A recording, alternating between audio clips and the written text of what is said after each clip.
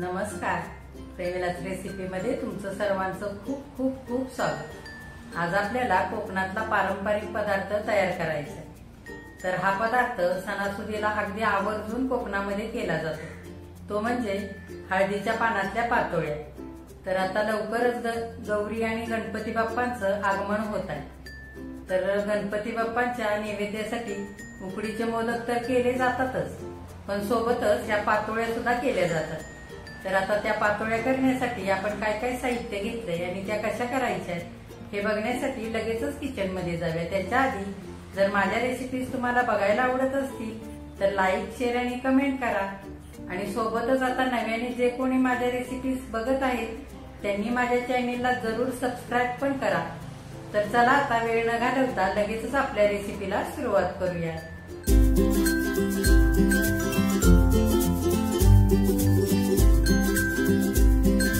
आता पातोळ्यांसाठीच आपल्याला सारण करायचे। मी सारण करण्यासाठी पॅन ठेवलेला आहे गॅसवरती। पॅन गरम झालेला आहे। आपण अर्धा चमचा तूप घालूया। तूप चांगलं वितळू द्यायचंय। तूप आता वितळलेलं आहे। आपण खसखस आणि हे चारोळे घेतले ते घालूया आणि छान आता हे परतवून घ्यायचंय आपल्याला आधी। आता खसखस आणि चारोळी चांगले परतलेत, आपण मनुके घालूया। सोबतच काजू आणि बदामाचे काप केलेले ते पण घालूया आणि चांगलं आता तुपामध्ये परतून घेऊया। मनुके छान फुलायला पाहिजेत। गॅस आता आपण ह्याच्यावरती हे ओलं खोबरं घालून घेऊया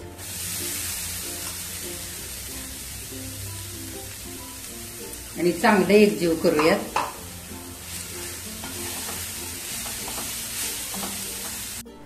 आता ओलं खोबरं, काजू, बदाम, मनुके, चारोळी हे छान एकजीव झालेलं आहे परतवून।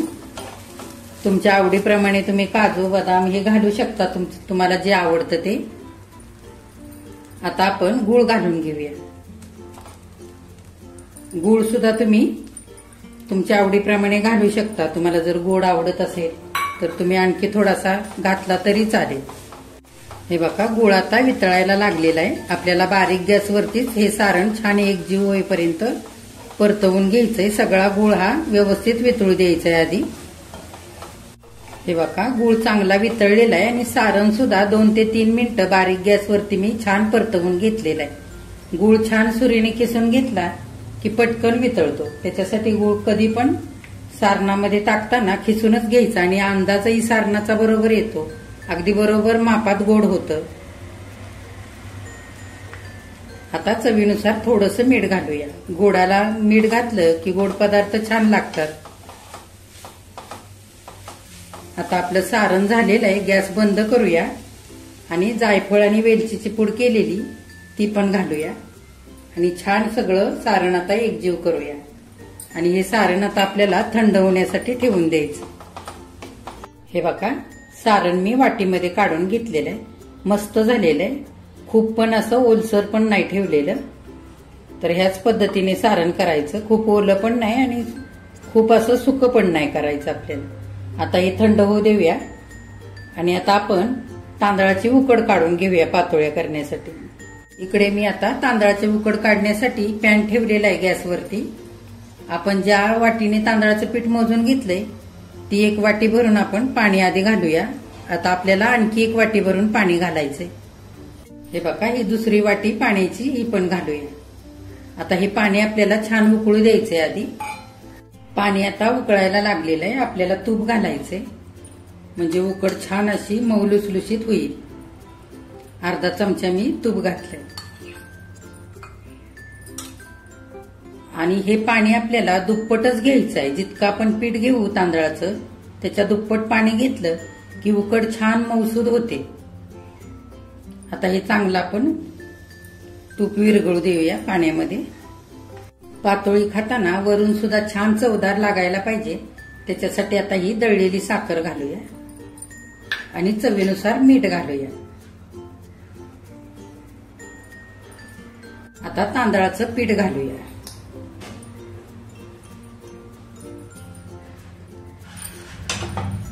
आणि चांगलं आपल्याला पाण्यामध्ये एकजीव करून घ्यायचंय। हे बघा सगळं पीठ आता पाण्यामध्ये एकजीव झालेलं आहे। आपल्याला छान हे पीठ आता चांगलं हलवून घ्यायचंय। एकसारखं हलवायचं, असं खाली चिकटू द्यायचं नाही। बघा 4 ते 5 मिनिटं मी चांगलं हे पीठ हलवून घेतलेलं आहे। बारीक गॅस ठेवलेला आहे। आता आपण ही उकड परातीमध्ये काढून घेऊया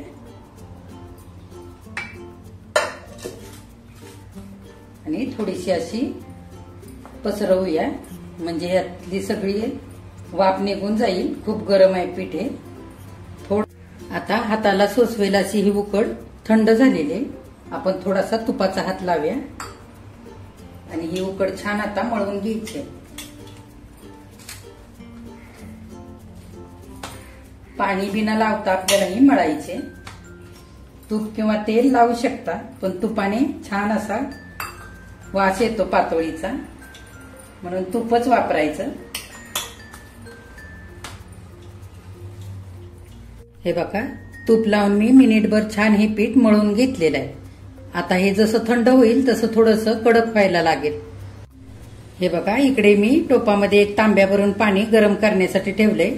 आपल्याला चाळणीमध्ये पातोळ्या उकडून घ्यायच्या छान, तर चाळणीला पण मी तेल लावून घेतलेलं आहे। आता हे बघा हळदीचं पान मी असं मध्ये कापून घेतलंय। पानं खूप मोठी होती त्याच्यासाठी मी असं कापून घेतलेलं आहे।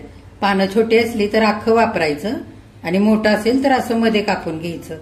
आता ह्या पानामध्ये किती पीठ बसेल त्या अंदाजाने आपण पिठाचे गोळे करून घेऊया आधी। हे बघा पानं कापलेले आहेत मी, त्याच्यासाठी मी असे छोटे छोटे गोळे करून घेतलेले आहेत। पानामध्ये बसेल त्या अंदाजानेच करायचे गोळे। हे बघा सगळे गोळे असे करून घेऊया। मी ह्या पिठाचे असे 6 गोळे करून घेतलेले। आता आपण थापून घेऊया पानावरती। हे बघा हे अर्ध कापलेलं हळदीचं पान घेतलंय मी आणि हलक्या हाताने पाणी लावून घ्यायचं। खूप नाही लावायचं, थोडंसं लावायचं आणि हा पिठाचा गोळा घ्यायचा उकड काढलेला आपण आणि हाताने छान थापून घ्यायचं। छान पातळ थापायचं, जाड असं ठेवायचं नाही, एकसारखं सगळीकडे असं थापून घ्यायचं। पाण्याचा हात घ्यायचा आणि थापायचं। आता आपण उकड मळून घेताना तूप घातलं होतं, त्यामुळं आता तूप नाही मी लावत आहे। खूप असा तुपकट वास येईल पातोळीला, म्हणून मी पाण्याचा हात घेते आणि थापून घेते। हे बघा ह्या पद्धतीने मी पानावरती पीठ थापून घेतलेलं आहे। हे बघा छान पातळ थापलेलं आहे। आतमधून असं बघा पान पण दिसतंय, इतकं पातळ असं थापलेलं आहे। आता आपण सारण भरून घेऊया। हातानेच भरायचं सारण, एका साईडला भरायचं, असं भरपूर घालायचं सारण।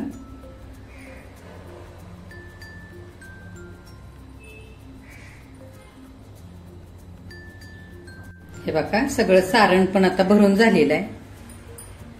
आता ही मोकळी बाजू ह्या सारणावरती अशी उलटवून घ्यायची आणि छान हाताने असं दाबून घ्यायचं। हे बघा असं दोन्ही हाताने व्यवस्थित सगळं असं दाबून घ्यायचं।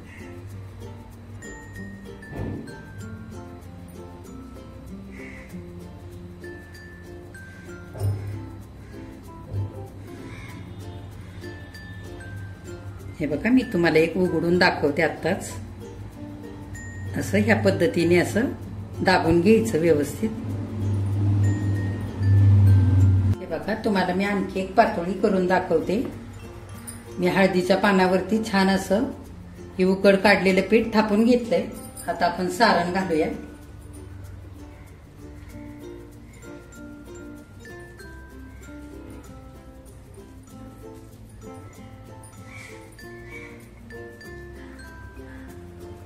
असं भरपूर घालायचं सारण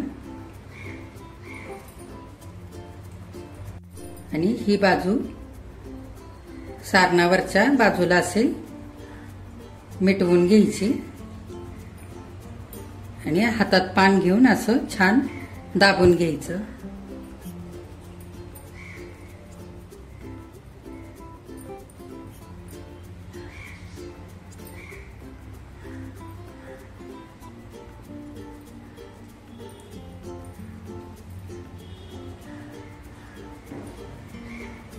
हे बघा, सगळ्या पातोळ्या आता हळदीच्या पानामध्ये अशा भरून तयार केल्यात.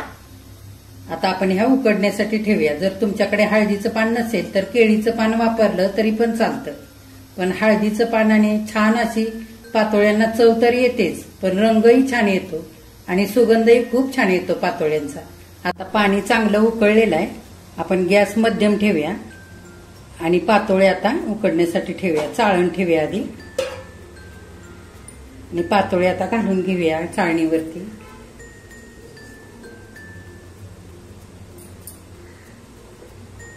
आपल्याला गॅस मोठा पण नाही ठेवायचा आणि बारीक पण नाही करायचा, मध्यमच ठेवायचा. आणि आपल्याला हे 20 मिनिटं चांगलं उकडवून घ्यायचंय. बघा, चाळणीवरती सगळ्या पातोळ्या मी आता मांडून घेतलेले. आपण झाकण घालूया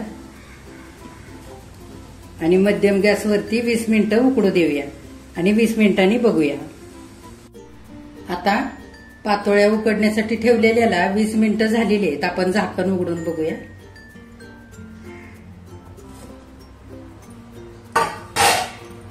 गॅस बंद करूया. हे बघा, पानांचा पण कलर बदललेला आहे. पातोळ्या छान आता उकडलेले आहेत. आपण चाळण खाली ठेवूया उतरवून आणि थंड करून घेऊया.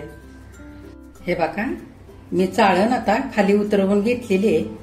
अगदी छान सुगंध पसरलेला आहे घरभर हळदीच्या पानांचा. आता आपण ह्या पातोळ्या 5 मिनिटांसाठी थंड होऊ देऊया आणि नंतर काढूया. 5 मिनिटं झालेली आहेत. पातोळ्या आता थंड झालेले आहेत. दाखवते तुम्हाला.